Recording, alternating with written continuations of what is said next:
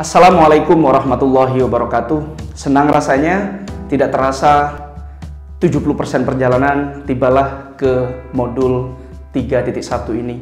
Dan di video ini saya harus menjelaskan apa yang saya rasakan dari awal sampai saat ini mengikuti guru penggerak. Yang pertama tentu saja rasa haru, rasa bangga bercampur aduk karena di program guru penggerak saya benar-benar menemukan satu pandangan tentang pendidikan. Bagaimana seharusnya seorang pendidik meramu kegiatan pembelajarannya yang benar-benar berpihak kepada murid. Dan di modul 3.1 semakin lengkaplah kemampuan yang saya pelajari. Karena selain kita mampu mendesain sebuah pembelajaran yang berpihak kepada murid, kita juga diajarkan bagaimana mengambil keputusan yang juga berpihak kepada murid. Nah, disinilah saya ingin menggambarkan bagaimana perasaan saya. Dan bagaimana langkah-langkah selanjutnya. Tentu saja saya akan bekerjasama dengan stakeholder yang ada di sekolah, kepala sekolah, teman sejawat, bahkan rekan kerja maupun juga wali murid dan siswa. Karena merekalah yang bisa membuat sekolah ataupun iklim belajar maksimal dalam prosesnya. Baik, saat ini kita seringkali sebagai pemimpin pelajaran dihadapkan dengan dua kasus yang hampir setiap saat ada di lingkungan kita. Yang pertama adalah dilema etika. Apa itu dilema etika?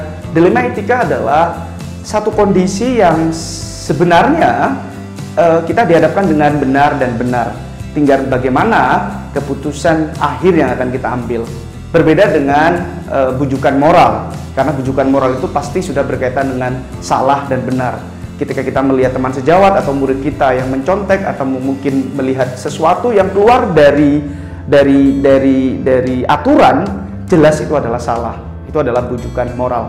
Nah, yang saya akan bahas berkaitan dengan 3.1 ini adalah tentang dilema etika. Saya sebagai guru seringkali dihadapkan dengan sebuah administrasi yang kompleks di sekolah saya. Saya harus mengerjakan RPP yang sebegitu detail. Kita tahu bahwa RPP itu penting, tetapi sebenarnya untuk siapa RPP itu tersebut. Yang kedua juga kita dituntut harus menyiapkan berbagai jenis administrasi. Seperti halnya mungkin di era pembelajaran online itu jurnal yang setiap saat kita harus pelototi setiap saat. Bahkan tidak jarang mungkin pihak kurikulum akan mengingatkan Bapak Ibu guru untuk terus mengisi administrasi tersebut. Apakah itu tidak penting? Sangat penting. Tetapi jangan sampai kita keluar dari apa yang harus kita siapkan sebenarnya, yaitu adalah bagaimana anak didik kita belajar di masa pandemi ini dengan maksimal, dengan jauh lebih baik, yang merdeka, dan mereka merasakan kerinduan kehadiran seorang guru. Bukan kita disibukkan dengan administrasi yang bisa jadi akan menjadi blunder untuk sekolah sehingga tidak lagi abai kepada kepentingan murid. Kita abai dengan murid kita di kelas karena kita sibuk dengan administrasi tersebut.